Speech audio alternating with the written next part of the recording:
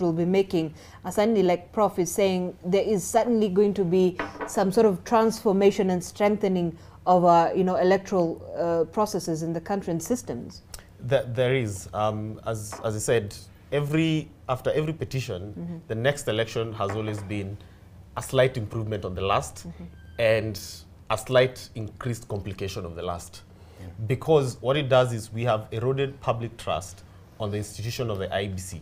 The politicians have done a good job of ensuring we do not trust the IEBC, or we do trust the IEBC up to a certain point.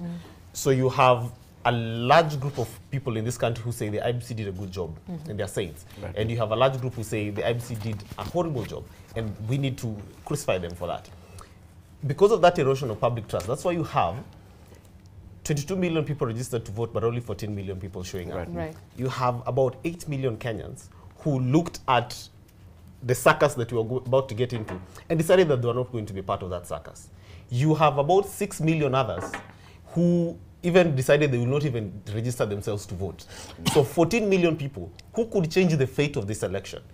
14 million people who have what it takes to get us out of this mess decided to stay out of it because other factors, but mainly it is a trust issue, that we do not trust the process. We do not trust the process that gives us even the candidates themselves. We do not trust the political parties that eventually give us these politicians who become our president. We do not trust institutions like the EACC and the DCI that then sieve who should end up on a... We do not trust the IEBC that then accepts these nominations. And because of that, 14 million Kenyans decided to stay out of this process who would otherwise have changed the fate. We would not be talking about 233,000 votes, maybe, if they had. Maybe Maure would have been a candidate up there, or Wajakoya would have been a candidate up there, if these 14 million Kenyans would have showed up. So I think the trust issue within IEBC, and it is not a simple thing to cure as going to court.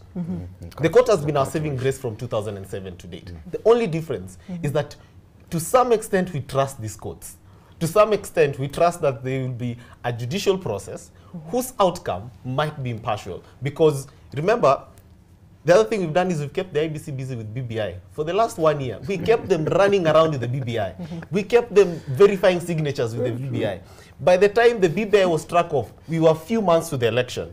They do not have the money, they do not have the commissioners, and then we realize, okay, let's help them out because there's an election that's coming up. So we have also not done any good job of ensuring that there's trust, and our parliamentarians particularly, because that is where it is done. Our parliamentarians have not done a good job to ensure that the public, the only way you instill confidence in the public is when we see that, one, we are not hiring commissioners and putting in place commissioners a few months to the general election. We are not dispersing money to the commission a few months to the general election, but we are actually giving the commission time to communicate to the public and giving them time to actually do their job. But what we do is... But you do foresee this particular issue also coming up in this petition and, of course, the ruling as well. Which issue? I mean, the IEBC and why, we need to make sure that IEBC has everything it needs, and everything it needs has to be in place before any election. It will come up, right? But the only problem is the people bringing it up are the same people who don't do their jobs, which is the members of parliament who are led by either Raila Odinga or William Ruto. They refuse to do their job.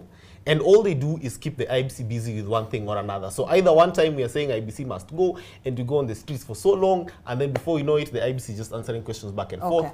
The by-elections that come about, we find a referendum that we want to do. So constantly, the IEBC is not able to put its house in order. If you look at 2017 and now, they've literally not had a breathing time to put their house in order. And they've not given them what it takes to do that. All right. Arnold. Resources. Actually, there's just so much to talk about why I think we are where we are today. You see, in 2018, 3 commissioners did resign from IEBC. And that was an attempt by the people in government to ensure that Chebukati goes home.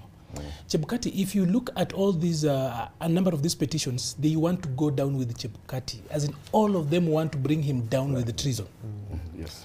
And Chebukati's first mistake is that he refused to go home in 2018.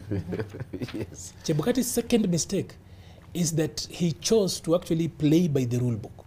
And Chebukati's third and final mistake is that he feels like believing that the I in IEBC is actually what it means, that it's independent. You see, I have said this before here, and I've seen Jim speak about the same. Election is actually a process. It's not an event. Right.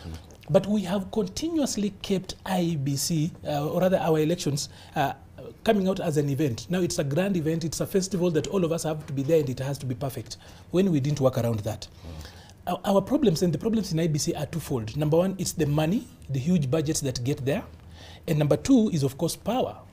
Of course, power to administer state and, of course, get more money. So even the corruption in this country is all procurement-based. Correct. When you see things happening in this country, it's just about money and power. IEBC has got both of those things.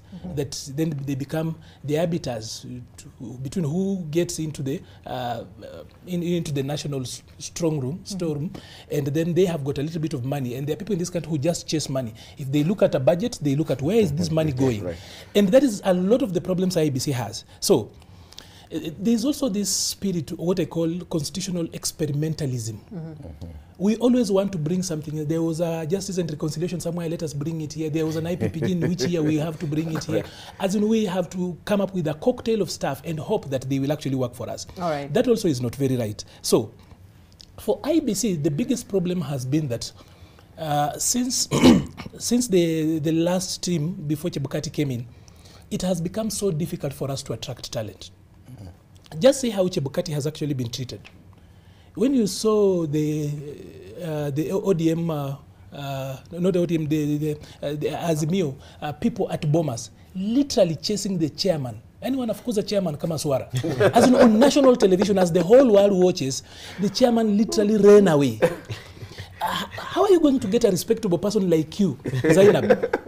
You going there, when do Fukuzu Kama Swara? As in, how? It's going to become so difficult for talent, for IEBC to attract talent when we actually lynch them every time.